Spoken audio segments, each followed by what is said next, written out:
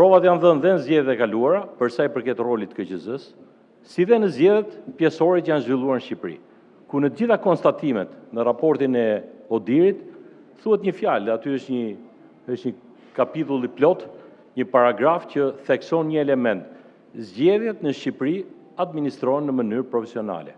Pra Komisioni Qendror i Zgjedhjeve ka treguar integritetin e mjaftueshëm për të përballuar edhe flukset dhe presionet politike për administrimin profesional të zgjedhjeve, që do të thotë ka një profesionalizëm të evidentuar, ka pavarësi të mjaftueshme dhe ka qenë në gjendje që rrallë herë ndodh kur ka presione politike, një institucion të përballojë në mënyrë transparente vendimarrjet duke adresuar shqetësimin e palëve. Dhe jo më kot raporti e thekson këtë. Pra e theksoi administrim profesional i zgjedhjeve. Dhe kjo është shumë e rëndësishme sepse këto vite është arritur diçka. KQZ-ja zgjer jashtë debatit politik për sa i përket ndikimit në zgjedhje. Për të paktën kemi shpëtuar një institucion, se pak herë ndodh në Shqipëri shpëtojnë institucione, se gjithë institucionet marrin njolla. Në këtë rast, institucioni i zgjedhjeve për mënyrën si është ndërtuar, fal edhe një reforme konsensuale të vitit 2020, garantoi transparencë të mjaftueshme dhe madje arriti të organizoj edhe një proces shumë të komplikuar votimi, që ishte procesi i votës të diasporës.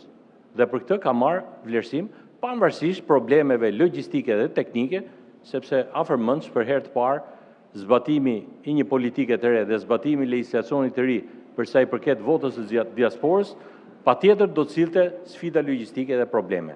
Dhe në rezolut i rekomandohet Komisionit Qendror të Zgjedhjeve ta përmirësojë këtë eksperiencë të mirë të ngritur mbi zgjedhjet e kaluara apo mbi kapacitetet tashmë të ngritura të KQZ-s.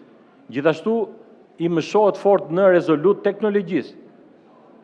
KQZ-ja, të them të drejtën, dhe këtu fal konsensusit politik që arritëm 2020, ka qenë avangard e zbatimit të teknologjive të reja në zgjedhje. Pse? Për të adresuar ato frikrat, ato çështjet që lidheshin me integritetin e zgjedhjeve, nganjëherë të egzageruara, por në fund të fundit të gjithpranuara si çështje politike, siç është identifikimi i zgjedhësve, siç është çështja e numërimit elektronik, pavarësisht se kjo e fundit ka rënë viktime paragjykimeve e një histerie, një lloj, unë e quaj shpesh, atë më pëlqen si shprehje, pse mos ta them, një lloj ludizmi modern, pra luftë kundër teknologjisë, aq më tepër që vetë palët kishin kërkuar më shumë teknologji në zgjedhje.